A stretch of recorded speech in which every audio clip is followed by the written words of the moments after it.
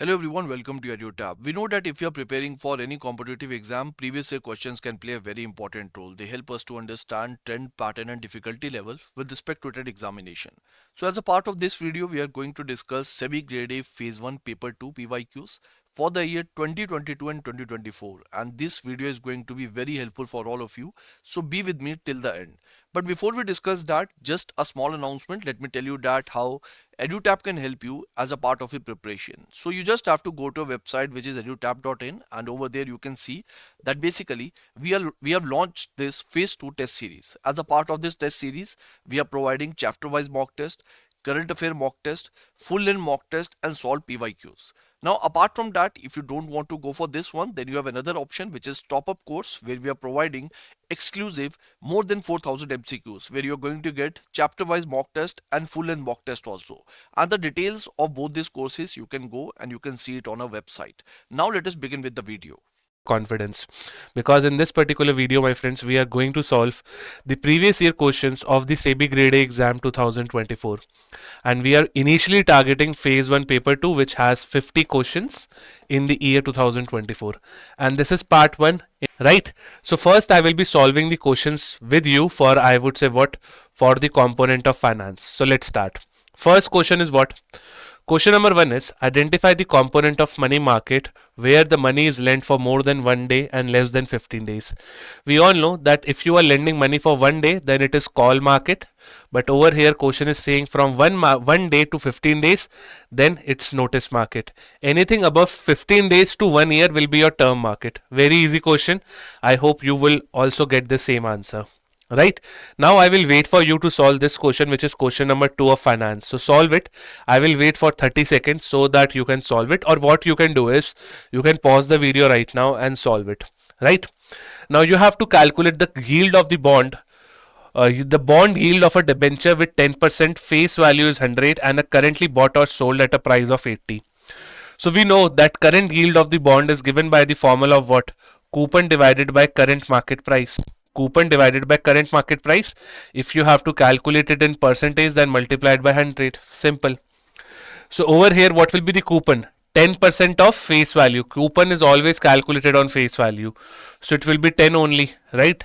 10% of 100 is 10, right? Current market price is 80 multiplied by 100. Once you solve this, 1 by 8 value is 0.125, right? So your answer will be 12.5%. So my answer will be option number A, because I am multiplying by 100. Simple. This multiplication of 100 is just done for percentage basis. As simple as that. Right? Now let's come to question number 3. Question number 3 says, who regulates microfinance in India? What is your answer? SEBI, NABARD, RBI, NHB or Ministry of Finance? See, microfinance is generally under the control of our dear RBI, which is Reserve Bank of India. RBI gives licenses to multiple NBFCs who act as a MFI, microfinance institution. So my correct answer for question number 3 will be option number C. So if you see, till now in finance we have discussed 3 questions, and all these 3 questions according to me are very easy and you should not go wrong in these questions. Now let's move forward to question 4 and question 5. NABARD. Now they are asking you question related to NABARD, and why they are asking questions from this particular topic of NABARD and RBI and all that stuff? Because there is one particular chapter which goes by the name of financial institutions, a very important chapter which you should definitely study. So in financial institutions you have multiple institutions like RBI, NABARD, PFRDA and all that stuff. Therefore you are seeing this question number 4. NABARD supervises which of the following organization? DCCBs. DCCBs is your district central cooperative banks, primary cooperative banks. PACs. PACs is your primary agriculture cooperative societies. Payment banks, or all of the above. See, payment bank falls under the regulation and supervision of RBI. Right, RBI. And I hope you know that what is a regulation and supervision. Regulation means to make rules. Regulation means to make rules. Supervision means to check that whether these rules are followed or not. So payment banks are under regulation and supervision of RBI only. So I will eliminate D, I will eliminate E also. Primary cooperative banks again falls under the domain of RBI after the fallout of Punjab and Maharashtra Cooperative Bank, right? The government of India gave the control of regulation and supervision to RBI only for primary cooperative banks. These are also known as urban cooperative banks. Now you are only left with A and C. Now, if you know, primary agriculture cooperative societies are regulated by respective state governments. Therefore, your answer will be option number A for question number 4. District central cooperative banks are supervised by NABARD only, right? So sometimes you can eliminate certain options and then you can mark your correct answer. Question number 5. Companies issuing commercial paper, what is the net worth required for that particular company? 5 crore, 4 crore, 6 crore, 10 crore or 2 crore? The correct answer, like this is totally factual. Commercial paper minimum denomination is 5 lakh, minimum credit rating is A3, which you require 5 lakh and multiples thereon. Buyback is allowed after 7 days only. Like these are factual questions. The correct answer will be option number B, which is 4 crore. Right? If you are other than company, then the answer will be 100 crore. But in this particular case, the correct answer will be 4 crore because it is directly given in your options list only 4, 5, 6, 10 or 2. So the correct answer will be 4 crore. But if they have mentioned other than companies, then your answer will be 100 crores. Right? So I will see the top 5 questions of finance are solved. Now comes your question number 6. What is forward rate agreement? FRA. Now try to read the question, try to read it by yourself and then try to solve it. FRA is what? The party paying fixed interest referred to as the buyer of the swap, while party receiving the fixed interest is known as a seller of swap. Or is it an agreement between two parties to exchange fixed and floating interest rate obligations? A financial contract that obligates buyer to purchase specific amount of commodity at a predetermined future date. So if you see under forward rate agreement, this is a kind of, I would say, what, interest rate swap, wherein you exchange different cash flows depending upon the interest, right? Interest rate, I mean. The party paying fixed interest rate is referred to as the buyer, while the party receiving fixed interest rate is known as seller. Yes, this will be your right answer. Now this is a bit complex subject, or a kind of a complex topic rather, right? But they have asked this question from the chapter derivatives. Now in derivatives, we generally assume that they will ask questions from forward, futures, options, but they have asked a question from swap this time, which is quite unique because they are expanding their different, I would say, what, the syllabus itself. So my answer over here will be option number A, right? So, and this is quite theoretical. If you know the basic concept of interest rate swap, then you can solve this question number 6 easily. So my answer for question number 6 will be option number A. Next, question number 7. Securities are issued under dematerialized form compiling with the provisions of which act? Companies Act, Securities Contract Regulation Act, Depositories Act, Reserve Bank of India Act, or Foreign Exchange Management Act. The securities which are issued in dematerialized form are governed as per what? Depositories Act of 1996. Therefore, my right answer will be option number C.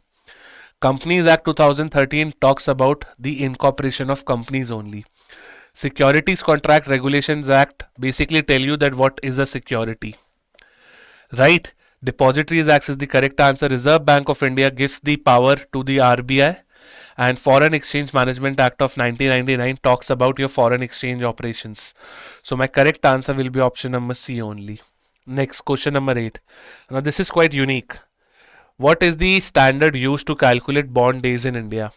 If you have to calculate bond days in India, what is the standard use? Bond days basically means that if you have to calculate the days related to a bond, like for calculation of yield, for calculation of YTM, if you have to use any days, then what particular day standard will be used? See, in India, we generally say what? That 1 year is equal to 360 days and 1 month is equal to 30 days. So therefore, my correct answer will be option number B. Bond days basically helps you to make your calculation easy. For example, if I have to calculate the yield of my entire year, or if I have to calculate how much coupons I am getting and all that stuff, then we will take some round figure. Like 1 year is equal to 360, 1 month is equal to 30. Right? This will help us to make our calculation bit easy. Because if you take 1 year is equal to 364 or 365, then it will take time to calculate. Right? Therefore, we follow the standard bond days wherein we directly give the value of a month and an year. So value of a month is given in 30 and a value of a year is given in 360. Question number 9. When the Reserve Bank of India is raising loans for states, it should consult Ministry of Finance along with which other entity? Niti Aayog? No, because Niti Aayog is a planning institution of India, right? It's a kind of a think tank. CAG, Computer Audit Journal? Yes, CAG will be the correct answer because CAG monitors that how much state is borrowing and what are the usage of funds as well. DIPAM? No, DIPAM is basically a kind of a department which deals with I would say what disinvestments. SEBI, obviously no. SEBI is a market regulator for capital markets. FIMDA is an institution which is created by some institutions. So correct answer will be option number B. Now those who are coming from UPSC background, they could have solved it very easily. But even if you are coming from commerce or from SEBI related areas only, then yes, you can use your common sense to answer such questions. Question number 10. Chaliye. The International Organization for Securities Commission is a global organization. What is the primary function of IOSCO? International Organization for Securities Commission. If I'm not wrong, the headquarter of this institution is in Madrid, Spain. Check it and do let me know in the comment box. Chaliye, the International Organization for Securities Commission is an organization. What is the primary function? This primary function is what? Monitoring global financial stability. Not, no, because this particular organization look for securities, not for entire financial stabilities. For financial stabilities, we have IMF, World Bank, and all that stuff. Setting standards for security, yes. This will be my right answer, which is option number B. Regulating international trade policies, no, because trade policies comes under World Trade Organization. Providing financial assistance, this is again provided by World Bank. Enforcing international tax compliance, no. So my answer will be option number B in this particular case. Question number 11. Which of the following is considered as a risk-free instrument? Is it corporate bond? Is it gilt? Is it mutual fund? Is it fixed deposit? Or is it real estate investment trust? See, risk-free is only government security, right? And government securities are also known as gilt. So my answer will be option number B. So if you see, my friends, we have solved all the 11 questions which has appeared in finance of the SEBI Grade A Phase 1 Paper 2 of the year 2024. Now out of 11, I think 8 are super easy. 8 are super easy. You could have marked them straight away. Some 3 are kind of complex, I would say. Okay, but remember, in paper 1, you just need to clear the cutoff. In phase 1, you just need to clear the cutoff. So if you score good in finance, that will definitely help you to clear the individual cutoff of phase 1 paper 2. Right? Now let's start our discussion with management. Which type of barriers arises when people have different mindset due to different backgrounds? So they are coming from different backgrounds. Although the barriers which we have understood is semantic barriers, organizational barriers, personal barriers, and psychological barriers.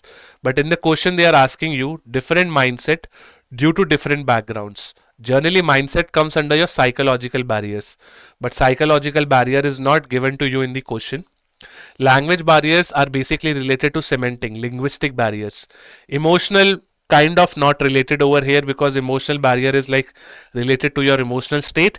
Yes, the correct answer will be culture barriers, because in cultural barriers, two people are coming from different cultures, and once they are coming from different cultures, they might not able to understand each other message. Therefore, culture barrier will be the right answer for question number 12 of management. Question number 13 now. Which type of leader inspires and motivates? Which type of leader? See, autocratic never inspires. He will never motivate. Laissez-faire leadership, again no, because laissez-faire leadership, the leader provides full freedom to the team members. He does not motivate or inspires, right? Transformational, yes, this will be my correct answer because a transformational leader will inspire and he or she will motivate also. Transactional, no. Transactional is kind of autocratic only. Bureaucratic is like given by Max Weber. This again means to follow the books. So my correct answer will be option number C, transformational leader. Transformational leadership was given by James Burns. Later on it was extended by Bernard Embas. I hope you know about all that stuff. Question number 14. What does organizing mean in management context? Organizing means what? Organizing basically means to mobilize and to put resources in order. Establishing objectives? No. because establishing objective comes under planning. Recruiting, selection, or training, this is a kind of an HR related function which does not deal with organizing. Allocating resources and assigning goals. Leading and motivating comes under directing. Monitoring and evaluating the progress, this kind of comes under controlling. So I am only left with option number C, therefore my answer will be option number C itself. In organizing, you try to mobilize the resource to make sure that you have the correct resource of all the different kind, right? Like money has to be there, the structure of the company is defined and all that stuff. So my correct answer for 14th will be C. Question number 15. What kind of leader listens to subordinate, analyzes information, conduct research, and makes informed decisions for the organization? See, autocratic never makes any sense, because in autocratic you will not make anything good. Like, you will not listen to your subordinate, right? So autocratic removed. I can also remove transactional, because transactional and autocratic are based on same theme. Transformational, charismatic, or decision maker. Now see, it listens to its subordinate, analyzes the information, conduct research, and makes informed decision. Now for transformational, I need some more keywords like inspired, shared vision. He changes the company and the follower. So transformational keywords are not mentioned, therefore I will remove E also. So I'm only left with B and D. The correct answer will be D, which is decision maker. Because in decision maker role, or in decision maker kind of leadership, you try to make the best decisions for the company. And if you see, making informed decisions was again making me pull towards option number D. Charismatic is not making any sense, because charismatic is like part of transformational only. So if you remove transformational, then remove charismatic also. Question number 16. Which school of management focuses on addressing and integrating current and global modern issues and challenges? See, classical school is very old. Human relations school is like neoclassical. Right, they are also very old, but the only difference between classical and human relation is that in human relation you focus on the need of appreciation of human beings, given by Elton Mayo and your Chester Bernard. Classical school is scientific school, administrative school, bureaucratic school. Over here we have to work on productivity, right? System school is like multiple systems in the organization, they will collide and they will interact, which is again not the case over here. Yes, the correct answer will be option number D, which is contemporary. Contemporary, as basically as we all know, that contemporary is a modern school of management. So even if you remember process theories of motivation, which we also call it as modern theories or contemporary theories, so you can relate to it, right? You can relate to it because the question is clearly saying modern issues. So modern issues are always deals in contemporary. Behavior will also not make any sense over here. Question number 17. Which type of competency is measured by organizations to define and assess the technical and specialized abilities required for a specific role? Which type of competency is measured by organizations to define and to assess the technical and specialized ability? Technical and specialized, right? Leadership competency, no, because leadership may you have to deal with people, right? Functional, yes, it can be the right answer, but we have to see others also. Behavior again deals with the behavior of the people. Cognitive deals with your mind. Emotional deals with your emotional state. Yes, so the correct answer will be option number B only, because under functional competency you try to make sure that you have the necessary, I would say what, necessary skills to do that particular stuff, to do that particular work. So you have technical ability also and specialized ability also. So therefore my correct answer will be option number B, right? What is the process of identifying and improving skills of an individual with potential for promotion and organizational development? With potential for promotion and organizational development. Performance appraisal, no, because in performance appraisal you appraise, right? You increase the salary, you tell what your employee has to do in future. Yes, the correct answer will be potential appraisal, which is option number B. Why not training and development? Training and development is all about training the employee for current part is training, and making sure that your employees develop for longer term, that's development, right? Succession planning is also not correct. Career counseling is also not correct. Let's come to 19th now. What is the result of increased training and development of members leading to tangible benefits to benefit bottom line of the organization? Bottom line is like profit, right? Bottom line is like profit. Employee satisfaction, it can be, but employee satisfaction is not tangible. So I will eliminate A. Performance increase, yes, because when the performance will increase, that you can see it, that he is previously was producing 8,000 units, now 10,000 units. So performance increase can be the right answer. Cost reduction, no, because cost reduction is a negative stuff, but you are only talking about positive in the question. Enhance competitiveness, improve customer relations. C, D and E are not even making sense, right? Because you are increasing the training and skill development of a member, leading to tangible benefits. So tangible benefits, I think, will only be provided in option number B. Therefore, my right answer will be option number B. Enhance competitiveness, how? Because you are training your employee, not your other's competitor employee. Improve customer relations, again not making any sense, so my answer will be option number B. What is the term used to define start and ending of the work in a project or a task or in a management context? So what is the term used for defining the start and ending the work in a project? Start and end is always told to you by a schedule. Schedule is also a type of a plan, by the way. So my answer will be option number C. Framework, agenda, timeline and plan does not even mean anything. Like plan is a bigger plan. It's like it's an open-ended term. Timeline is again giving hours and hours by kind of target. But if you see, schedule is the correct answer, because schedule will basically tell you that you are starting from this point and you will end at this point, right? And the correct word is to use schedule. Like we have different type of plans, right? Policies, procedures, strategies, methods. We also have programs, schedules, budgets and whatnot. So your correct answer will be option number C in question number 20. Now allow me to move ahead to commerce and accounts. So just few more questions are left and then we will wind up. But first try to answer which of the following is a limitation for fund flow statement. Chaliye, which of the following is a limitation for fund flow statement? It provides detailed information about cash allocations. No. Rather, it does not talk about cash allocation. Cash allocation is basically a movement of cash which is shown in, I would say, what your cash flow statement, which is not a fund flow statement. So my A is eliminated.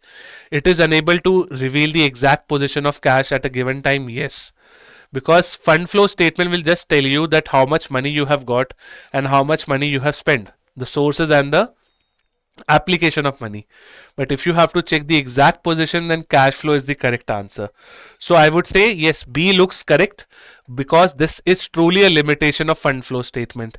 It primarily focuses on non-monetary transaction. No, non-monetary transactions are not even recorded in accounts.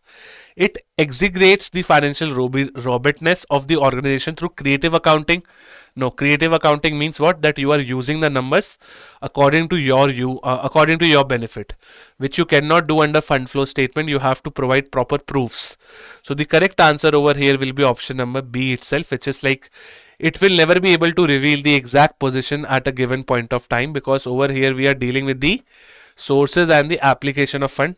The exact movement is shown in cash flow, which is prepared as per AS3. Question number 22. Which of the following is included in investing activity under cash flow statement? Now in cash flow statement, you have three types of activity, right? Operating, then you have investing, and then you have financing. Anything which deals with the capital structure is financing. Anything which deals with your investments is your investment activity. Anything which deals with day-to-day operations of the company is operating, right? Dividend payment to shareholders. So if you are paying dividend to a shareholder, that's a capital related activity. So that is not an investing activity. That will be financing. A will be a financing activity. Purchase of equipment. Yes, you are purchasing certain equipment and you are making your investment. So my answer will be option number B. Proceed from the sale of goods and services. This will be my operating. Interest payment on loans. Interest payment on loans. You have paid on the loans which you have, right? That is also not investing. Expenses related to administrative activities is again not related to investing. So my correct answer for question number 22 will be option number B. Let's come to 23. Ratios. Current assets are currently 8 lakh. Current liabilities are 4 lakh 80,000. Stock is given to you as 2 lakh. Stock basically means what? Inventory. Stock basically means what? Inventory. Now, what is quick ratio? Quick ratio is equals to quick assets divided by current liability. Current assets are given to you as 8 lakh minus your prepaid expenses and inventory. Prepaid expenses is not given, inventory is given of 2 lakh divided by my current liabilities, which is 4 lakh 80,000. So it will be 6 lakh divided by 4 lakh 80,000. Do the mathematics. what it will be. Above 1 it will be right. It cannot be exact 1. It cannot be less than 0. It cannot be less than 0. It cannot be less than 1 also, because denominator is higher as compared to numerator is higher as compared to denominator. Yes, the correct answer I think will be 1.25. If you solve it, you will definitely get the answer. Come on, solve it. Yes, I'm waiting for all of you. Please solve it. Please solve. All of you. 8 lakh minus 2 lakh will be your 6 lakh, right? Divided by your current liabilities, which is 4 lakh 80,000. So once you do it, your answer will come out as option number A, which is 1.25. Easy. I hope this is not tough. Next question 24. What system is predominantly used in accounting to ensure accuracy and completeness? Single entry no, triple entry no, double entry yes, because every transaction will have a debit and a credit. So two accounts will definitely be getting impacted. So my correct answer will be C. For which of the following companies is the consolidation of financial statement is necessary? See, consolidation is only necessary for those companies who have multiple branches, like listed companies, joint venture companies, holding companies, partnership firms, or sole proprietor. So a listed company can be just a company, right? It might not have multiple different companies under it. Same for a joint venture, same for a partnership firm, same for a sole proprietor. But for holding company, this company will definitely have multiple sub companies which are working under the brand name of this company. So therefore my answer will be option number C. Consolidation means what? To bring everything on one particular statement. It's like to provide a summary kind of stuff. So my answer of 25th will be option number C. चलिए last two questions. 26. As per Ind AS 36, Indian Accounting Standard 36, what does impairment of an asset means? Impairment means what? That now the asset is too valued at a very low price. So an asset is carried at more than its recoverable amount, indicating that its current or carrying amount exceeds the amount to be recovered through use of sale or asset. For example, in your balance sheet, you are showing your asset as 50,000, right? But this 50,000 is nothing. It is peanuts for you. Why? Because the scrap value itself is very high for it. An asset is carried out for more than its recoverable amount, indicating that whether the current amount exceeds the amount to be recovered through sale or an asset. So, like if you have a asset at valued at 50,000 and if your scrap value is 60,000, you can directly go and sell this into the market, right? So in that particular case, I will say what? That my asset has become impaired. Last question. How many days should we offer for right issue to open for an investor? So right issue, bonus issue, buyback, there are multiple rules. I hope you recall it. The correct answer over here will be 15 to 30 days, because the right issue is open for these many days only. And I hope you know what is right issue. Right issue is basically issuing the shares first priority towards existing shareholders, but they can also opt for renunciation of rights. That is a different story. So that completes our overall 20 what questions? 28, right? 27 questions. Do let me know your score in the comment box, that how much you were able to score. And if you have any doubt, then please ask in the. So today we are going to solve the previous year question paper of the SEBI Grade A 2024 exam. Okay. So basically this is the part 2 of the let us start with our costing. ठीक है, सबसे पहले अपने costing से शुरू करते हैं. So ऐसा कि मैंने कहा कि ये हमारा part 2 है, so ये question number 28 से start हो रहा है, that is why. ठीक है. So but this is the first question in your costing. Okay, let us start. Dash is an approach to equipment maintenance and productivity improvement. So whenever we are talking about the equipment maintenance, okay, so we'll be talking about that how we should prevent prevent any mishappening या फिर कोई blockage को कैसे हम prevent कर सकते हैं in the case of equipment, कि कोई भी हमारी जो मशीनरी है, प्लांट है, टूल है, वो कोई भी खराब नहीं होना चाहिए. So basically what do we try कि हम उसको time to time maintain करें, उसकी productivity को improve करने की कोशिश करते रहे. तो वो ये अप्रोच किस चीज की है? It is the approach of TPM, that is the total productive maintenance. Okay, जब हम अपनी कोशिश करते हैं कि हमारी जो प्रोडक्शन है वो इतनी प्रोडक्टिव रहे कि कोई भी चीज में ब्लॉकेज ना आए, है ना। तो हम कोशिश करते हैं कि हमने हमारे जो भी इक्विपमेंट्स है, हमारे जो भी प्लांट एंड मशीनरी है, वो बहुत अच्छे से मेंटेन रहे, right. So this is the approach of what, this is the approach of TPM, that is the total productive maintenance. अभी जो लीन मैनेजमेंट है, ये बेसिकली ये तो वेस्ट एलिमिनेशन के ऊपर है ना। सिक्स सिग्मा एक टूल है, बेसिकली एक बिजनेस टूल है। देन कॉस्ट अकाउंटिंग में तो हम बेसिकली सारे अकाउंट्स को रिकॉर्ड करते हैं, अपनी सारी इंफॉर्मेशन को रिकॉर्ड करते हैं जो भी रिलेटेड है कॉस्ट से, तो ये तो बिल्कुल इलॉजिकल आंसर होगा। And total product management, basically जो आपको कंफ्यूजन होगी ना, वो टीपीएम और टोटल प्रोडक्ट मैनेजमेंट में हो सकती है। अब टोटल प्रोडक्ट मैनेजमेंट की जब हम बात करते हैं, तब हम बात करते हैं कि हमने कैसे मैनेज करना है अपने प्रोडक्ट को, ठीक है। बट हम जब प्रोडक्टिव मेंटेनेंस की बात करते हैं, तब हम बात करते हैं अपने इक्विपमेंट्स के रिलेटेड, ठीक है। So of course the correct answer is option C, ठीक है। Moving on to the next question, that is 29. Waste elimination is the aim of dash. It is the aim of dash. अभी मैंने आपको पहले ही बताया इसी क्वेश्चन में, question 28 में, कि वेस्ट एलिमिनेशन किस चीज का पार्ट है, that is lean management. So the answer is very easy here, the option D, lean system. So waste elimination किसका एम है, लीन सिस्टम का, ठीक है। So the total quality management, six sigma, kaizen, continuous improvement are all incorrect answers.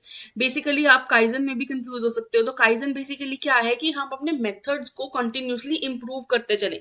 सो जो हमारा सी और E option है ना, ये तो बिल्कुल सेम है। ये काइजन कॉन्टिन्यूस इंप्रूवमेंट का ही दूसरा नाम है। सो काइजन कॉस्टिंग है बेसिकली हमारा to continuously improve the methods of production, whereas हम किस चीज की बात करें वेस्ट एलिमिनेशन की। सो लीन सिस्टम हमारा करेक्ट आंसर है, that focuses on waste elimination, की कोई भी अननेसेसरी मूवमेंट्स है, कोई वेस्टफुल एक्टिविटी है, वो हम ना करें, ठीक है। Moving on to the question number 30.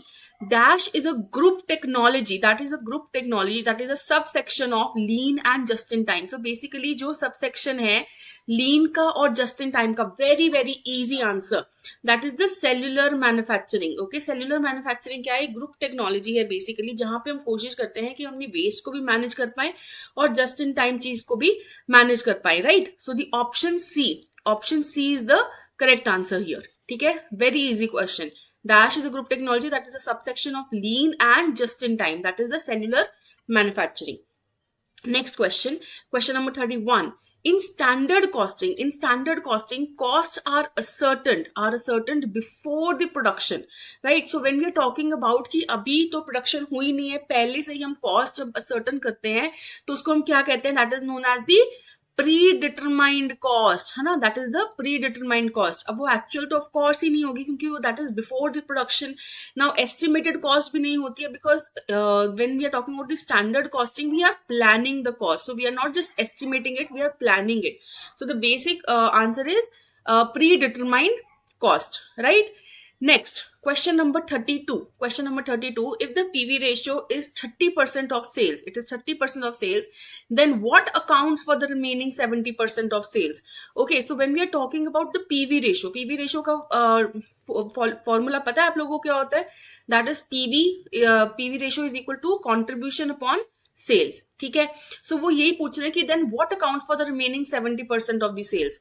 So basically when I say PV ratio is 30, so can I also say, अगर मैं रेशियो में इस चीज को लिखूं तो कैन आई से 30/100। सो can I say if my sales are 100, then my contribution is how much, 30, है ना। सो बेसिकली इसका मतलब है कि जो हमारी कंट्रीब्यूशन है वो 30 आ गई। नाउ कंट्रीब्यूशन का फॉर्मूला क्या होता है, that is sales minus variable cost. Contribution is equal to sales minus variable cost. Now contribution कितनी है, 30, सेल्स कितनी है हमारे क्वेश्चन के हिसाब से 100 माइनस कितना लिखूं यहाँ पे, how much should I right, that should be 70 of course, तभी 30 आएगा। 100 minus 70, so what is this 70%? This 70% accounts for variable cost. Very easy, very easy.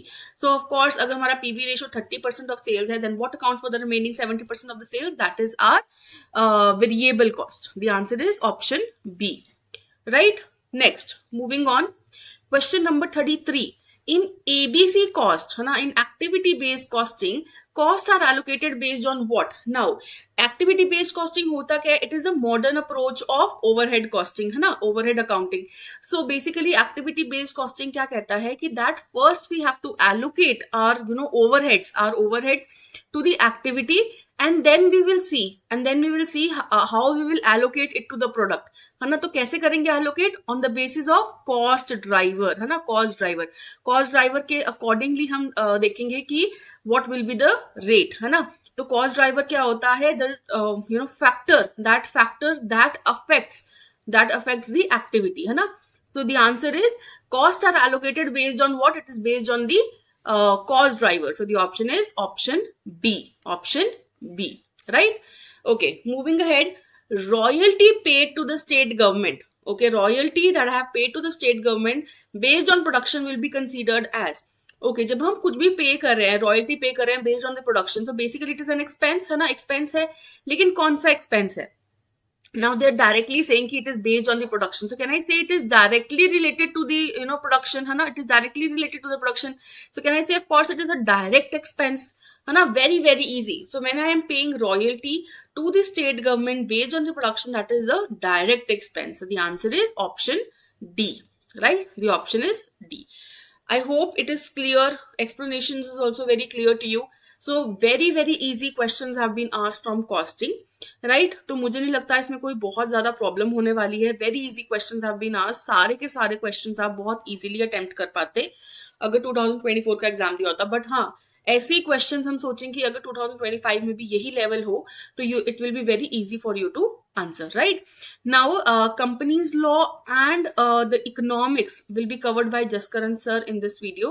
So I'll be handing over to him. So till then, thank you from my side, and Jaskaran sir will take over. Okay. So now let us move on to the next one, which is basically the Company Act, right? We are going to see the Company Act and the economics questions now as a part of SEBI Grade A Phase 1 Paper 2, right? And the first question is within how many days should money be deposited in a special account after the expiry of 30 days from the date of declaration of dividend as per Company Act, right? So this is a very easy question, I would say, and I want you to pause the video and try to answer it, right?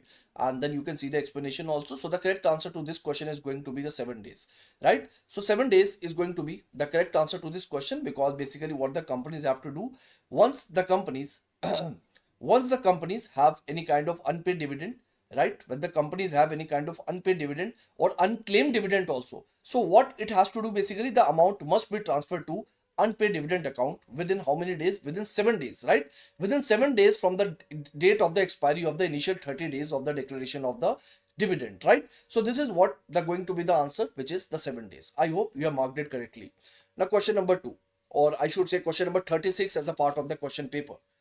Within how many days can a person appeal against the order of NCLT to NCLAT? So this is again a very easy question and a very straightforward question. So the correct answer is going to be 45 days, within which NCLT, a person can appeal from NCLT to NCLAT, right? Now a homework question can be that within how many days a person can appeal from NCLAT to Supreme Court, right? This is what you can answer as a part of the comment box. This is also a very important question. तो ये आप comment box में लिख सकते हो, right? कि NCLT से अगर सुप्रीम कोर्ट में अपील करना हो तो तब कितने डेज के अंदर कर सकते हैं? What is the time regarding that, right? So this was about question number 36. Now let us move on to question number 37. Under section 54 of the Companies Act, what is the lock-in period of sweat equity shares? So we know that sweat equity shares are issued by the company in order to compensate the intellectual contributions or the technical expertise that is provided by the employees to that company, right? So based on that, basically the correct answer to this question is going to be 3 years, right? So sweat equity shares are provided for the 3-year lock-in period. Now question number 38. Under section 186 subsection 4 of the Companies Act, which of the following is not covered?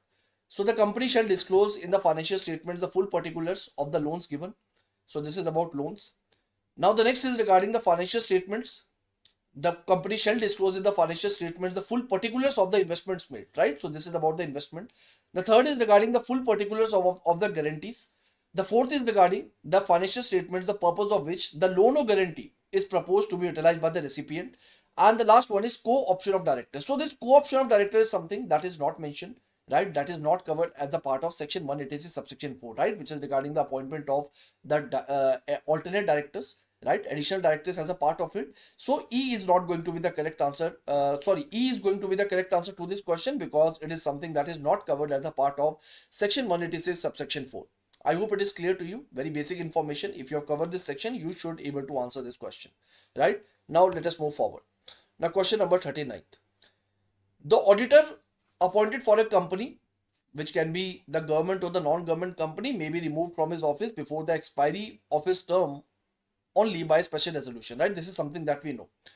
After obtaining the previous approval of whom? So it is going to be the board of director, shareholder, central government, state government, or registrar of companies. Again, a very easy question. The correct answer is going to be the central government. ठीक है, तो central government का prior approval जरूरी है, right? If you want to do that, right? If you want to remove the auditor with respect to a government or a non-government company, so C is going to be the answer to this question, right? So I hope it is clear. Now question number 40. As per Company Act, a meeting of the board shall be called by giving notice to director at their registered address a minimum of how many days before the meeting? So option A. So option A, 3 days. Option B, 7 days. Option C, 5 days. Option D, 10 days. And option E, 14 days.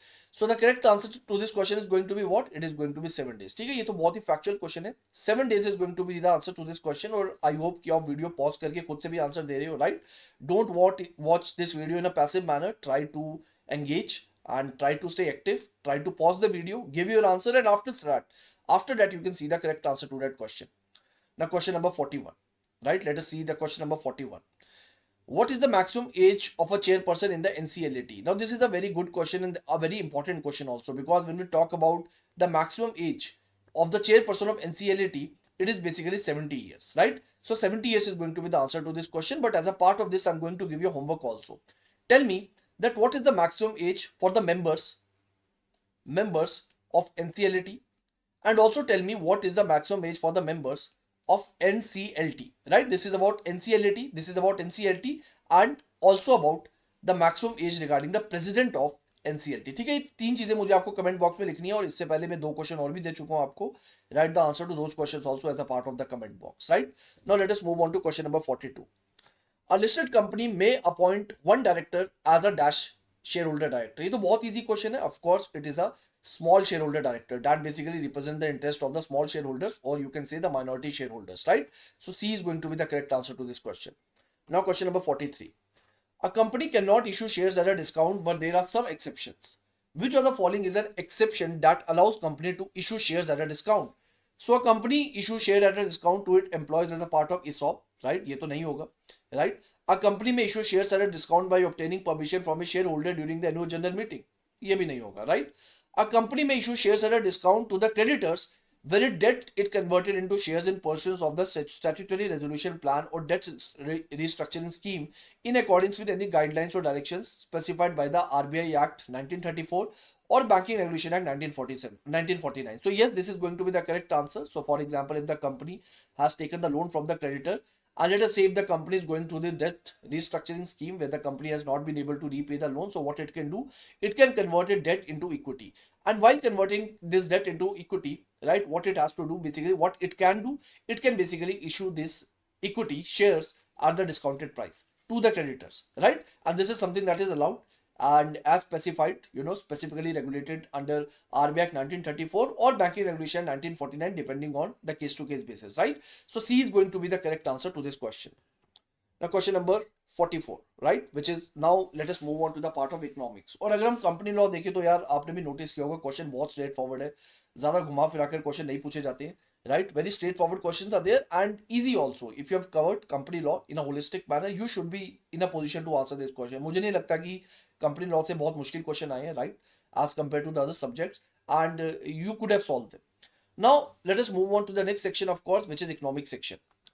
So which of the following is the formula for per capita income? So we know that per capita income, which basically talks about the earning per person in a specific city, or let us say in a specific area, right? Based on that, basically, if you talk about the formula for the per capita income, it is going to be this one: total income divided by total population, right? So that is going to give us this idea, and B is going to be the correct answer to this question. Now, which of the following shows the relationship between price and quantity demanded? So option A, cost; option B, market; option C, demand; option D, supply; and option E, elasticity. So E is going to be the correct answer, because if we talk about elasticity, that tells us the relationship between the price and the quantity demanded. That when the price of the commodity is increased, then what is the effect on the demand? When the price of the commodity decrease, then what is the effect on the demand? This responsiveness between the price and the quantity demanded is shown through what? Is shown through the elasticity phenomena, right? So E is going to be the correct answer to this question. Now question number 46. Which of the following measure the total value of goods and services produced in a time period in domestic territory? So again, एक और easy question आ गया, right? Another easy question as a part of it. So this is nothing. ये अगर आप अपना syllabus खोल के देखोगे, आपके syllabus का economics का पहला topic है, right? Which is national income only. So A is going to be the answer to this question, which is basically GDP, which measures the total value of goods and services produced in a specific domestic territory within a period of time, right? So that is why A is going to be the correct answer. Now the next question regarding stagflation. So this is also a very easy question. We know that stagflation basically means stag plus inflation, which basically means what? It basically means stagnant economic growth plus the high inflation in the market. Now when there is stagnant economic growth, which basically means that economic growth is neither increasing and it is very much stagnant. ठीक है, ना increase हो रही है, ना ही बहुत ज़्यादा कम भी हो रही है, बस रुक गई है एक तरह से. And the inflation is high. Inflation is increasing with a high pace. At this time, what is going to happen? Just try to imagine a company. कि एक company है जो एक ऐसी situation में है जहाँ where the economic growth is stagnant and the inflation is high. What is going to be with that? What is going to happen with that company? Don't you think that the company is going to lay off its employees, right? Because inflation is going to be a big problem and the growth is not happening. So basically, the income of this company is also suffering, right? So that is why it is going to lay off the different employees, which will basically further on lead to increase in the unemployment scenario as a part of that company. So if you see all the options and if you see the correct relationship, so high inflation and high unemployment should be the answer. And among these options, yes, D is going to be the correct answer to this question, right? I hope you are also able to solve it. Now question number 48. Out of the following options, which one is the correct characteristic of perfect competition? So this is a very easy question, right? Perfect competition, of course, it is through many buyers and sellers. So they basically define it is a very important characteristic of the perfect competition as a part of the market. So A is going to be the correct answer to this question. Now question number 49. Let us move on to question number 49. ISLA model shows the equilibrium in what? Right? So we know that ISLA model, which is a macroeconomic model, it shows the equilibrium with respect to the money market, right? So A is going to be the correct answer to this question because it shows the relationship regarding the same. Now question number 50. Structural unemployment is caused by which of the following options? So if you talk about structural unemployment, so it is because of the massive structural changes that are happening in the economy, right? So for example, let us say if we talk about artificial intelligence, we know that because of the artificial intelligence, what is happening? There is some sort of threat to the employment of the laborers. ठीक है, laborers को threat है इसकी वजह से, not just laborers, but apart from that, the other people also basically who are doing the tasks manually, but they can be replaced by the technology. So do you think that the people will be able to develop the skill in a very faster manner in order to deal with such kind of massive change regarding the technology in the market? The answer is no. It will take time, right? And within this period, within this gap of this period, what is going to happen? It will basically lead to some sort of unemployment in the market, right? Because of this gap or because of this structural changes that are happening in the market, right? So that is nothing but structural unemployment. And I would say technological changes is the answer to that, right? It is going to be the answer. Now let me ask you another homework question. Tell me in the chat box, not the chat box or the comment box, that what do you mean by disguised unemployment? कि disguised unemployment क्या होती है, एक बार ये मुझे chat box में लिख के दिखाना, ठीक है?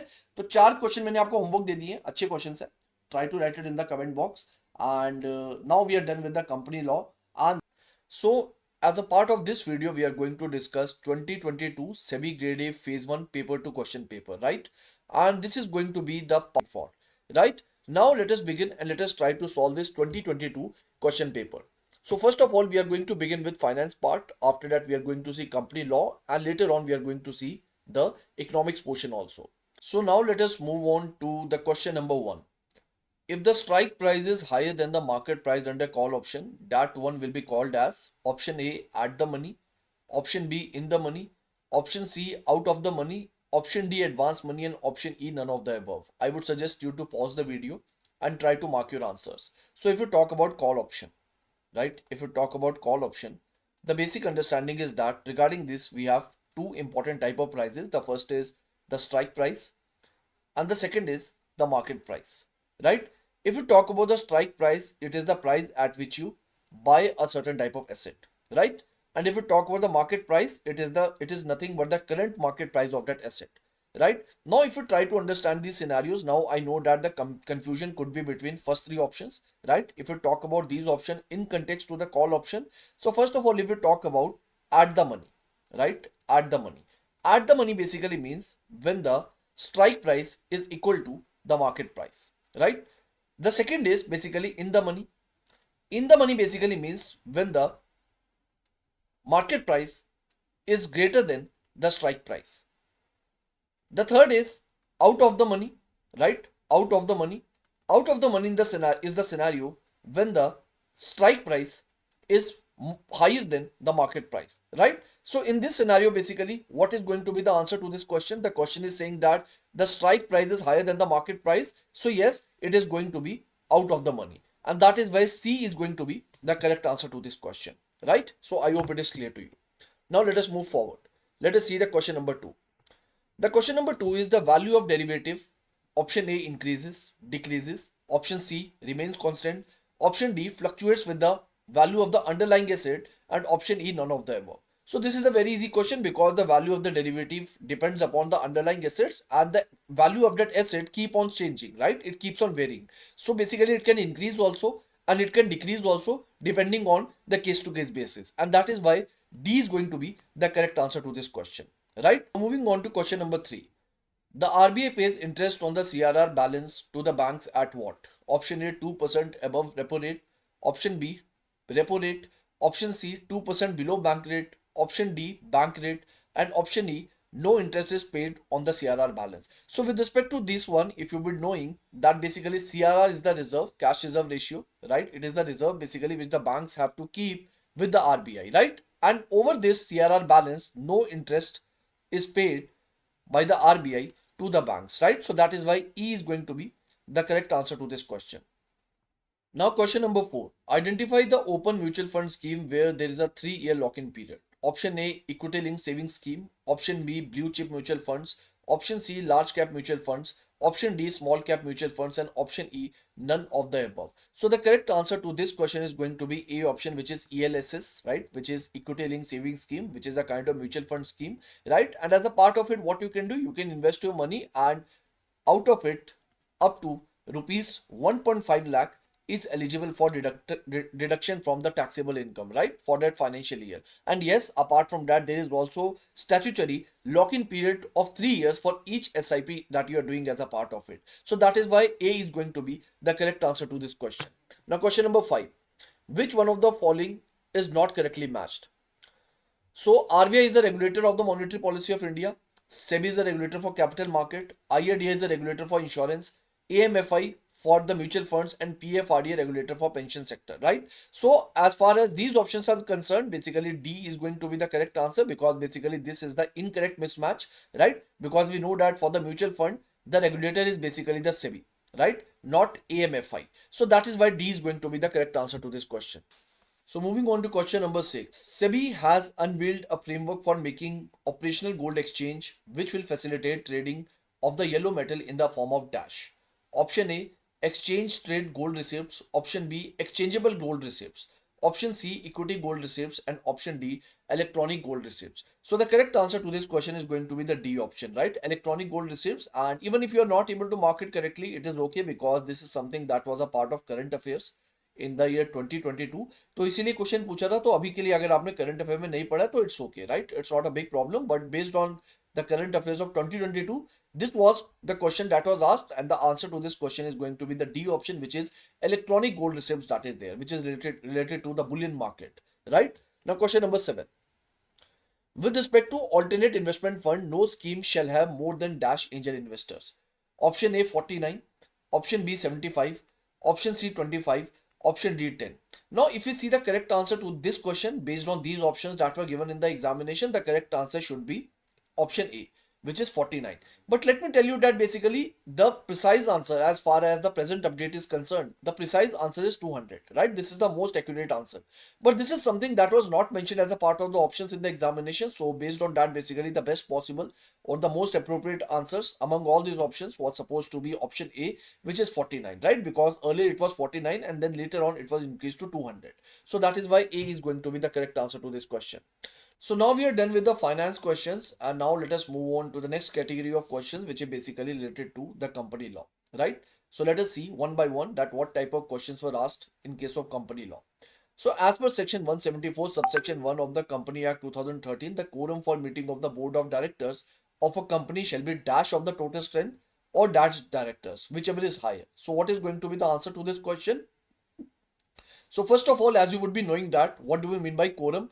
Quorum basically means the minimum number of members that are required to attend the meeting in order to consider the meeting as valid, right? So based on that, basically, B is going to be the correct answer to this question because we require 1/3 of the total strength or two directors, whichever is higher among them, right? So that is why B is going to be the correct answer to this question. A very straightforward question.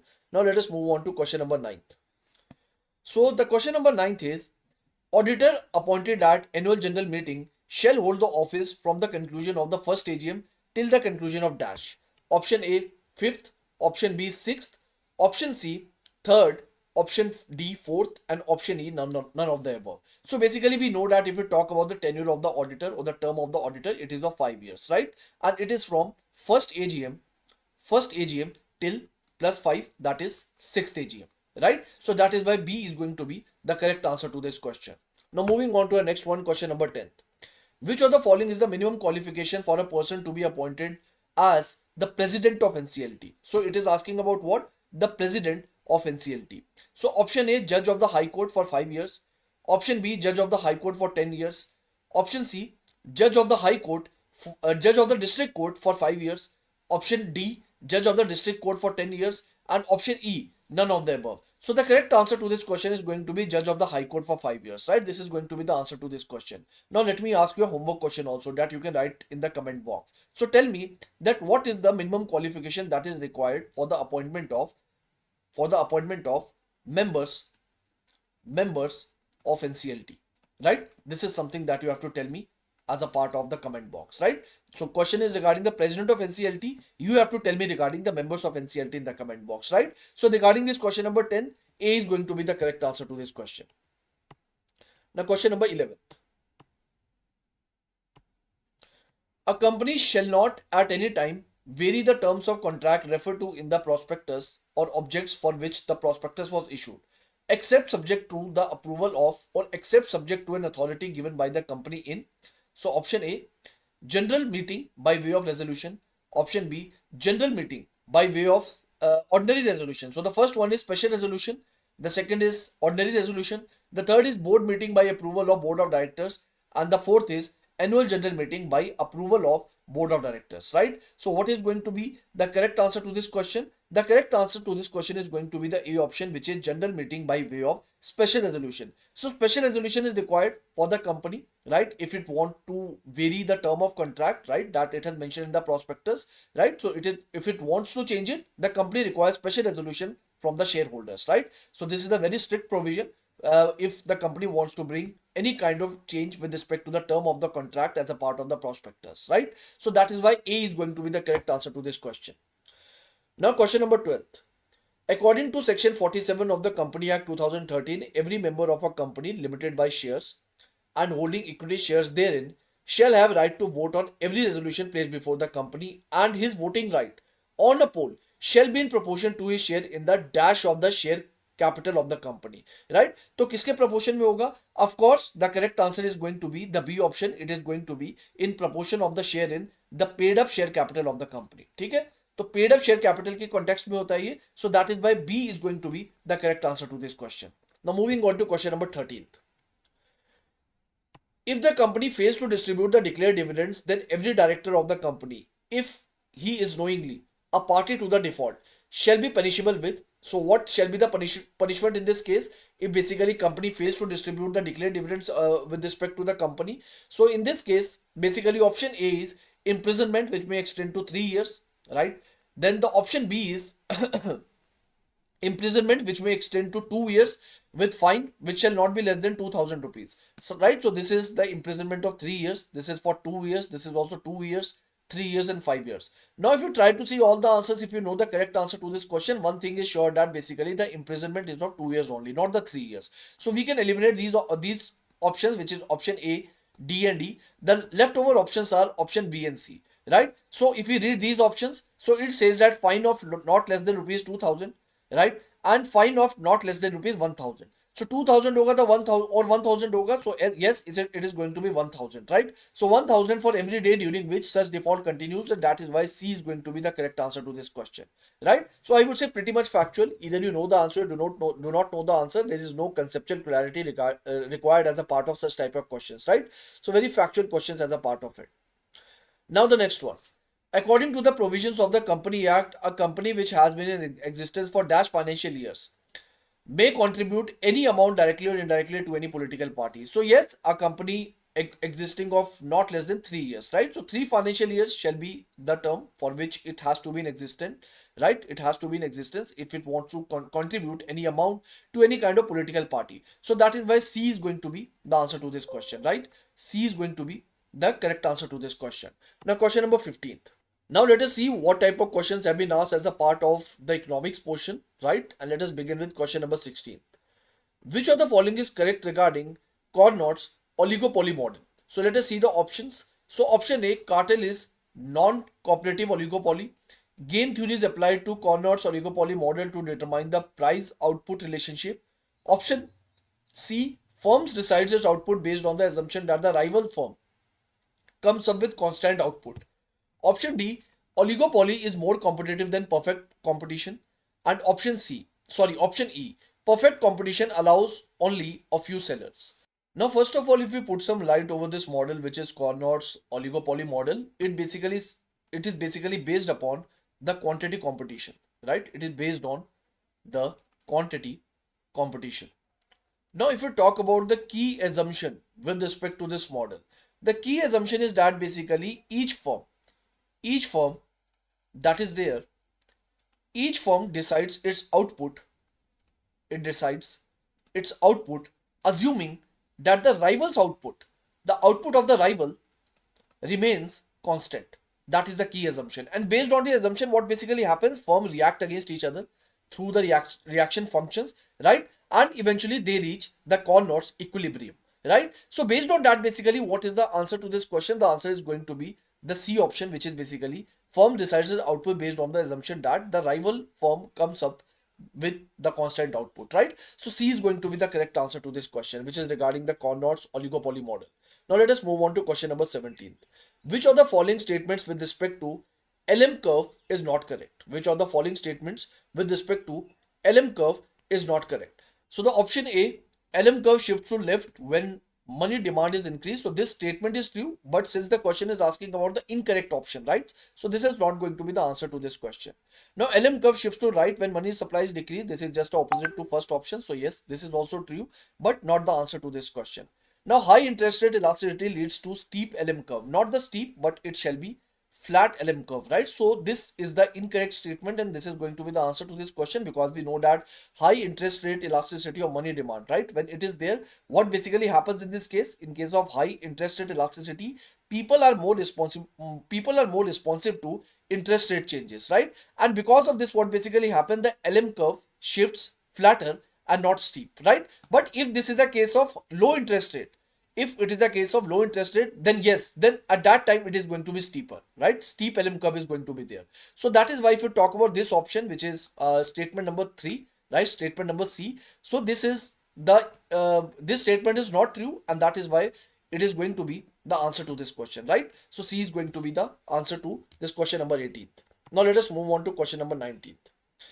If the producers bear the tax, what is the elasticity of demand and supply? If the producers bear the tax, then what is going to be the elasticity of demand and supply? So option A, taxation has no impact on the elasticity of the curve. Option B, elasticity demand and supply, right? Elastic demand and supply. Option C, inelastic supply and inelastic demand. Option D, inelastic supply and demand. And option E, none of the above. So what is going to be the answer to this question? C. The point is that if producers bear most of the tax, right? Most or all of the tax. So in this case, what is going to happen? The producers cannot easily reduce the quantity that is supplied, right? So that is why what is going to happen? Supply is going to become inelastic. But when we talk about the consumers, right? So in this case, what the consumers are going to happen? So with this, in this case, the consumer can easily reduce the quantity that is demanded, right? So in this case, what is going to happen with the demand? The demand is going to become elastic, right? So that is why C is going to be the correct answer to this question. Inelastic supply and elastic demand, right? Inelastic supply with respect to the producer and elastic demand with respect to the consumer, right? Because consumer can easily reduce the quantity that is basically demanded in this case, right? If the producer bears most or all of the tax. So that is why C is going to be the correct answer to this question. Now moving on to question number 20. In 1991, GDP of America is, let us say, $5,766, right? And the given GDP is 5,796. Then what are the possible reasons, right? So you can see it over here that if you talk about GNP, right? If you talk about GNP, in this case, GNP over here is higher than the GDP, right? In this case, GNP is basically higher than the GDP. Now, if you talk about GDP, we know that GDP is nothing, it is a total value of goods and services, right, produced within the country, right? And if you talk about GNP, GNP is basically equal to GDP plus net factory income from abroad, right? This is a very basic formula regarding GNP that we all know. Now, if you are able to see here that GNP is greater than GDP, what does it mean? It basically means that this net factory income in abroad, that, right, this income that is there, this is going to be positive. This is the most important interpretation that you can derive from it. So if you see the options over here, the option says net factor income, or you can say positive net factor income from abroad is added to GDP to get the GNP, right? Then the next option is negative net factor income from abroad is added to GDP to get GNP. तो negative तो नहीं है. Net factor abroad from income is added to GNP to get GDP. This is also not the correct option. Why is it so? Because we are not adding it to GNP, we are adding it to the GDP, right? So that is not the correct option. Then positive net factor income from abroad is added to GNP to GDP. ये भी गलत है, right? Because positive net factor income from abroad is not added to GNP, it is added to GDP to get the GNP. So based on that, A is going to be the correct answer to this question, right? As we have interpreted over here also, right? So this is the formula, and based on the question we can see that since this is higher, it is higher because of what? It is higher because of the net factor income from abroad. So that is why A is going to be the correct answer to this question. Now let us move on to question number 21. If balance of payment is always balanced, what it means? So option A, current account surplus or deficit is balanced by the deficit or surplus of the capital account in the accounting term. So it is saying it gets balanced. Current account surplus or deficit is more than the deficit or surplus of the capital account in the accounting terms. It is more. Imports and exports are balanced. Exports or services matches the import, right? So I know that most of you would be confused between these two, और मुझे लगता है इसमें confusion के ज़्यादा question में नहीं है, because question बहुत easy है. It is asking about balance of payments, and if you talk about the accounting terms, right? In accounting terms, current account and capital account that is there, basically they offset each other, right? They offset each other, right? And any deficit or surplus that is in the current account, it is matched by an opposite surplus or deficit in the capital account also, right? So based on that, basically A is going to be the correct answer to this question. This is a very basic question regarding balance of payment, and A is going to be the correct answer, right? Now moving on to question number 22. NBFCs can accept deposits up to how many months? So NBFCs can accept deposits up to how many months? So based on that, basically based on the RBI guidelines, E is going to be the correct answer to this question, which is basically 60 months. Okay? The 60 months is going to be the answer to this question. Now question number 23. Which of the following is not the characteristic of NBFC? NBFCs cannot accept deposits from the NRIs. They need not maintain CRR, SLR as prescribed by the RBI. Question is asking about which one? It is asking about not the characteristic. It is basically asking about the incorrect statement, right? The deposits taken by the NBFCs are secured by DICGC. NBFCs do not form part of the payment and settlement system. They cannot issue checks drawn on itself. So based on the options, basically C is going to be the correct answer to this question, because the deposits that are taken by NBFCs, they are not secured by DICGC, which is Deposit Insurance Credit Guarantee Corporation, right? So this corporation that basically provides the deposit insurance with respect to banks, the same facility is not available in context to NBFCs, right? So that is why C is going to be the answer to this question, right? This is one of the subsidiaries of the bank. In this particular video, we are going to solve the previous year questions of the year 2022, phase 1 paper 2, and this is your part 2 of the video, because in part 1 we have already solved multiple previous year questions of the year 2022, phase 1 paper 2. Now allow me to switch my screen and I will take you towards the previous year questions of management and accounts. Then Ashima ma'am will continue and she will solve the questions of costing. So these are the questions. First question is what? A transactional leadership is a style of leadership. These are first, I would say, questions of management, by the way, right? So let's start solving. First of all, a transactional leadership is a style of a leadership in which a leader promotes compliance and followers through both reward and punishment. Transactional leadership is also known as what? You only tell me. Transactional leadership is also known as what? Transactional leadership is known as managerial leadership. Therefore, the correct answer will be option number A. Now, is this easy? The answer is yes. This is very, very easy. Transactional leader is that particular person who has the characteristics of theory X, and he will definitely use carrot and stick approach, which we have discussed a lot. So according to me, this question is easy. It should not take more than 10 seconds of your time to solve this question. Question number 2. Which of the following management theory, wherein a leader is seen as a genuine, open and transparent, and they really care about an employee for nurturing their relationships? Which of the following is a management theory wherein a leader is genuinely open, transparent, and they really care for an employee for nurturing their relationships? LMX theory? No, LMX is a transactional theory. If you know, in LMX you make multiple groups, in group and out groups. Transactional theory also don't make any sense, because transactional will not make any kind of personal relationships with your employee. They will not care for employee because they are kind of theory X persons and they are using carrot and stick approach.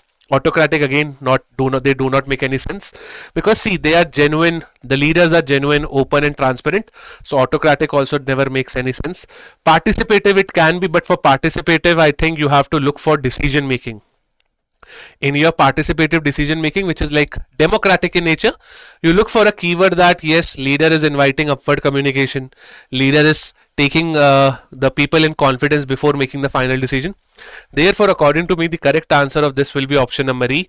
You can get confused between D and E, but for D, that is participative decision making, or for participative theory of leadership, you need some more key terms. You need some more inputs. Therefore, I will go for option number E, and that is looking more correct, which is authentic theory of leadership. Under authentic leadership, you try to make your decision based on values. You try to really take care of your employee. So according to me, the answer will be option number E. Next question. Which of the following is an implication of high morale in the organization? High morale basically means that group is connected to your company. Group is connected to your company, right? The people in the group are connected to your company. Creates intergroup conflicts? No, because if the morale is high, then why the conflicts will happen? Reduces conflicts and promote orderly resolution? Yes, this looks correct, but I have to read C and D also. Not obeying the hierarchy of command? No, because if the morale is high, if the group is connected to the company, then they will definitely obey the hierarchy. Defy the order from senior team members? Again, no. So my correct answer in third question will be option number V, which is again very, very easy. It should not take more than 20 seconds of your time to answer this. Yes, question number 2 is still debatable, I think, because many of you would be going with option number D, participative. But as I said to you, for participative, you have to look for some more keywords. If you go for participative, then why not authentic? If you go for participative, then why not authentic? But in authentic leadership, I agree with you, the keyword should be what? That leader makes the decision based on the, I would say what, based on the values and the belief which he has. But clearly it is said that he is open, he is transparent. These are the keywords of authentic only, right? So my answer will be E, and I will not budge. Question number 4. Identify the component of directing that involves manager meeting regularly, looking after employees, interacting with the workers to review their work. Which of the following component is being discussed? Now, directing has 4 components like motivating, leadership, communication, and supervision. These are the only 4 components of directing. Motivation is all about pushing towards the goal. Leadership is like taking the group towards the final goal of the company. Communication is exchange of your messages. Therefore, the correct answer will be option number I would say C, which is supervision.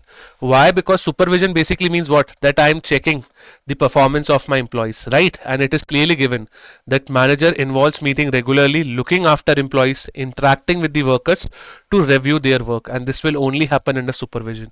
Sometimes you can also apply your elimination technique. Like in this question, controlling was not making any sense because controlling is not a component of directing also. Right? So again, this question I will say it is as easy only, and you should have solved it under less than 20 seconds. So in less than 1 minute, if you see, I could have solved question 3, question 4 and question 1 also of management.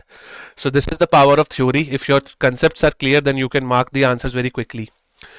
A person connects with the employee inside and outside the organization to develop relations with the member in such a way that will help organization and its member as well in the same capacity. What role is being played by the person? Now communicator is about communicating the information, but over here you can see a person connects, so he is making some links, and links you make under two type of role, licensor and your networker. Licensor is not given over here, so my answer will be option number B, which is networker. Networker basically means that leader in a company will try to make links with the outside people so that whenever the need is there, he can talk to them and get the work sorted. Very easy question. Role model, no. Strategic, no, because role model is like you are setting the examples in the society which you are not doing as per the question. Strategist, again, it's like a loose term and it will not make any sense. So this question is also easy. Not less than 30 seconds should be invested in this question. Next question. Creating a favorable cooperative environment for man, material and machine so that employees can contribute to their best of the growth of the organization is described as a dash role of is described as a dash type of role. Enabling, synergizing, balancing, role or role model. See, role model again never makes any sense because in role model you have to set the examples. Balancing again, because balancing means you try to balance it out, like the goals of the company towards the objectives, goals of the company as per the profit and society. Profit as in like I want to achieve profit, or rather I want to do good for society. So you have to balance it out, because if you just go for profits, then it's also not good. If you just go for betterment of society, that is also a kind of a philanthropist activities which is not good. So a balance is needed. So balance role is not justified as per the question language, so I will eliminate C and D straight away. Linkage building role is again related to networker kind of stuff, which is again eliminated. Now either it will be enabling or synergizing. Either it will be enabling or synergizing. The correct answer will be enabling, which is like enabling. Enabling means what? To let other people work. It's like creating a favorable cooperative environment for man, material and machine so that employees can contribute best towards the growth. Synergizing means to put synergy in a group so that they can, work as a team, not as an individual. So that is why I am going with option number A, which is enabling role, right? Which is enabling role. Next, question number 7. Identify the stage in communication model where the communicator uses less technical jargons so that there is smooth flow of communication. And by the way, before I go to next question, question number 6, I would say is moderate kind of question, because see, we discuss Henry Metzberg role of managers, which are like 10 roles of manager. But over here, they are asking questions from some other different roles. So you can think and answer, but I will not term it as tough. It is moderate scale. Question number 7. Identify the stage in communication model where the communicator uses very less technical jargons so that there is smooth flow of communication. So you are using very less technical jargons. So it basically means that you have started to communicate. Presenting the message, no, because in presenting the message you are just deciding that what your message will be. Identifying the target audience, yes, this looks correct to me, but I have to read further also. Setting communication goals, no, it never makes any sense because goals are set before, then you are into the process of communication, right? In this particular question, you have already started the communication. Why? Wherein the communicator uses very less technical jargons. It basically means that communicator has started the process and he is in between. Channel selection also no. So my answer will be option number B again. Now, yes, this question is like not that much on the concepts, but this is like kind of practical and application based. Question number 8, my friends. Come on, and I will write this question also as easy. Right, so except for question number I would say 6, rest all are easy to me, at least till this particular point. Identify the function of HRD where the top executor of the organization defines the limit of authority, assignment of responsibility with the help of an employees to work effectively in order to achieve organization objectives. Potential maximization is pushing your employee towards his best. Principle of delegation makes sense because you are talking about authority and responsibility. Delegation has three components, right? Authority, responsibility, and accountability. So they have talked about authority and responsibility, but if you give some work to somebody, then accountability will obviously be imposed. So my answer will be option number B only. Annual evaluation, social comparison, not make any sensing. They are not even making some like I would say some sense around the question. So my answer in this will be also be B. So if you see out of 8 questions which have appeared in the paper of 2022, phase 1, paper 2, all the 8 questions are doable. All the 8 questions are doable, but yes, somebody can leave question number 6 if they want to. But leaving all the other questions will not be good. Right? Now let's start with commerce and accounts. Now in accounts, if I'm not wrong, there are 5 plus questions in your 2022 phase 1 paper 2. So let's start solving each one of them.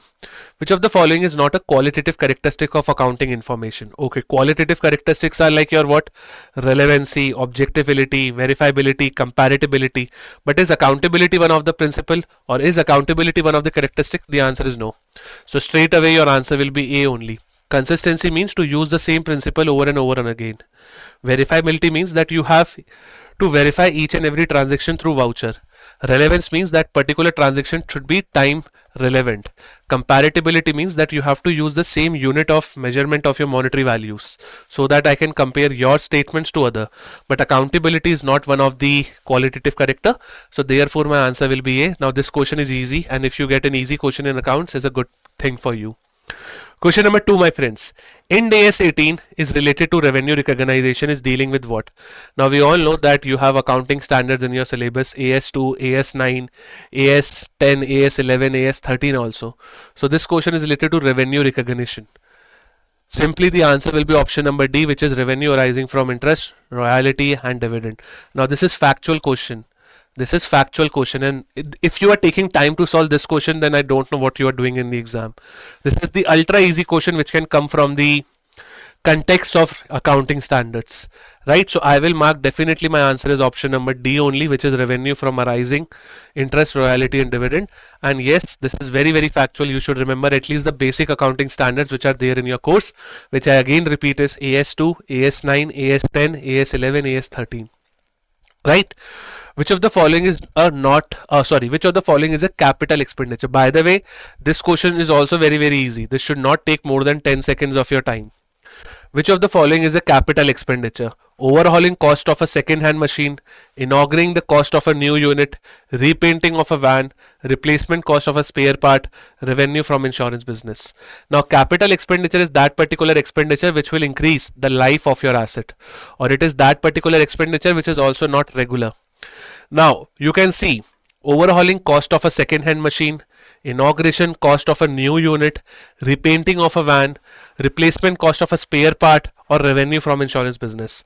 The answer will be option number A. Why? Because if you do overhauling will increase the life of an asset, right? And something which increases the life of an asset will be option number A only, which is overhauling. And overhauling is not done regularly. It is done just in a one particular like set of period. So my answer will be option number A. Inauguration cost of a new unit, it's a marketing kind of stuff which is not a capital expenditure obviously.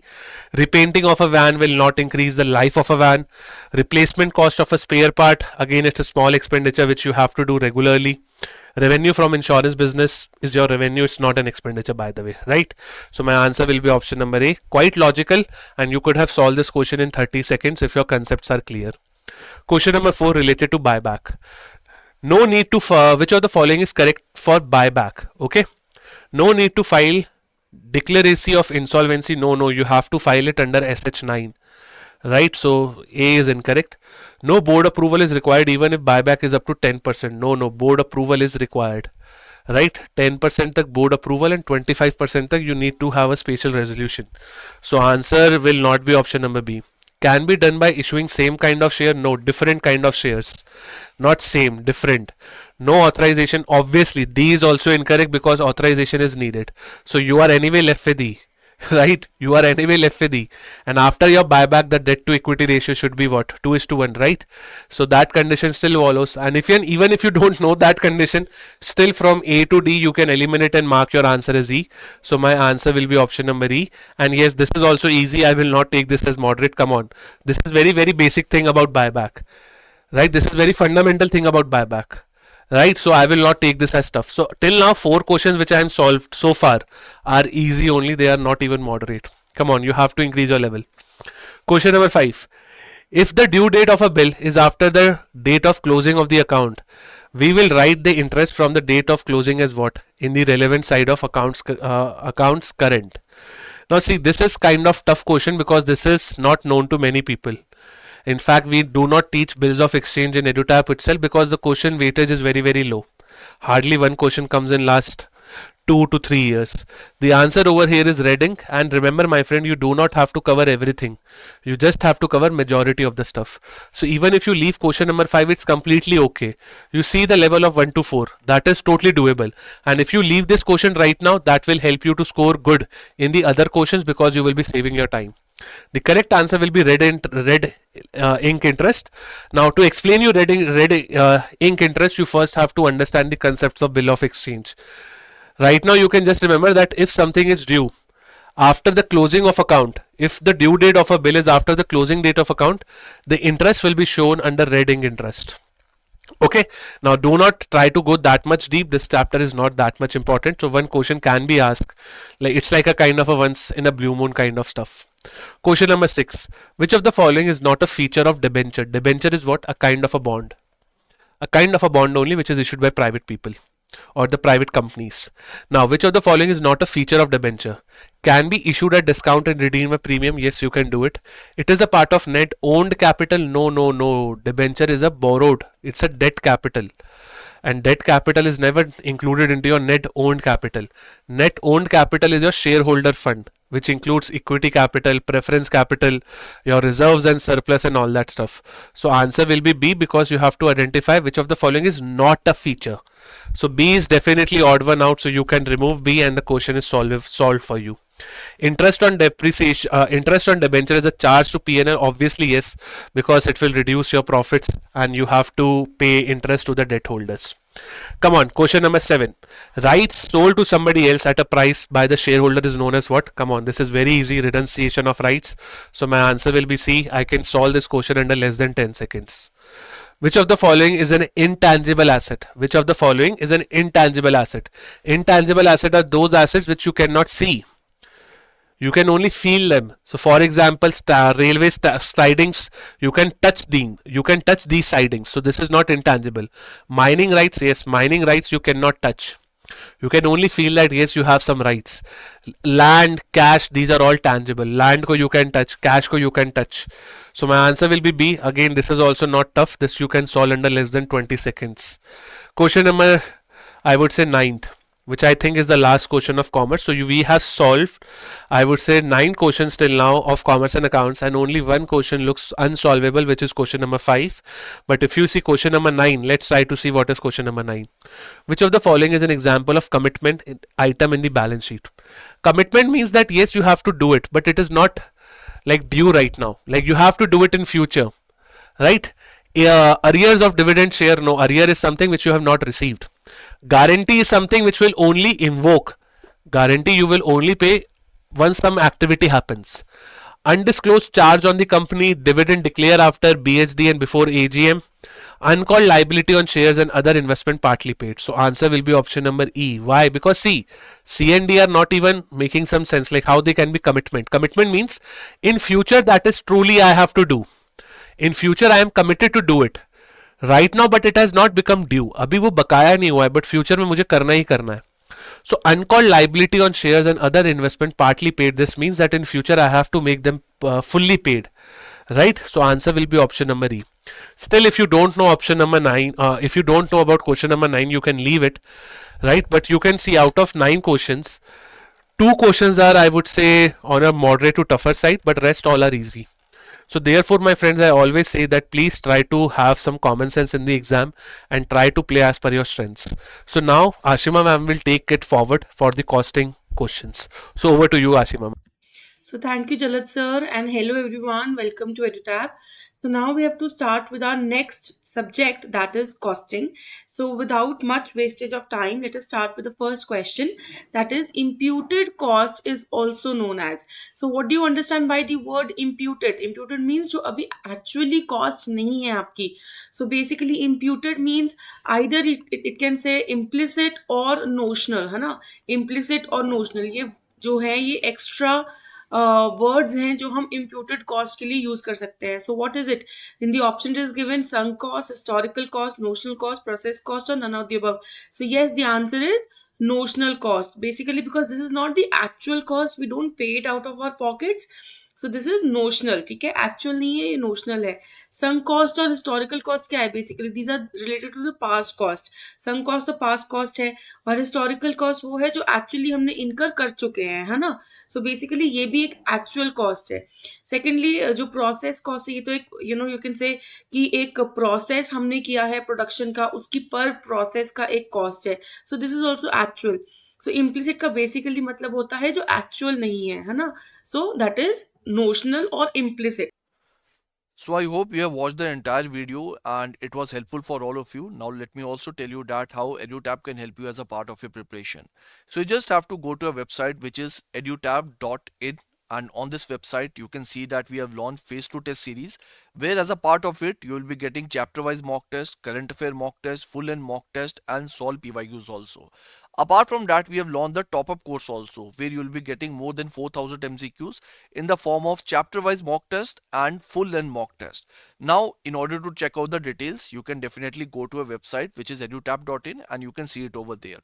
Now, apart from that, we have this gold and the silver course also. In the gold course, you can get content for both phase 1 as well as phase 2 and the interview stage also, where you'll be getting the recorded classes, the live classes, the concept notes, summary sheets, mock test, all such sort of things. And in the silver course, you'll be getting the same content, but for the phase 2 only. The phase 2, and yes, of course, we'll assist you as a part of your interview stage also, but not the phase 1 content. So in order to check the details, again, you can go to a website and you can see it over there. So thank you so much and all the best for your preparation.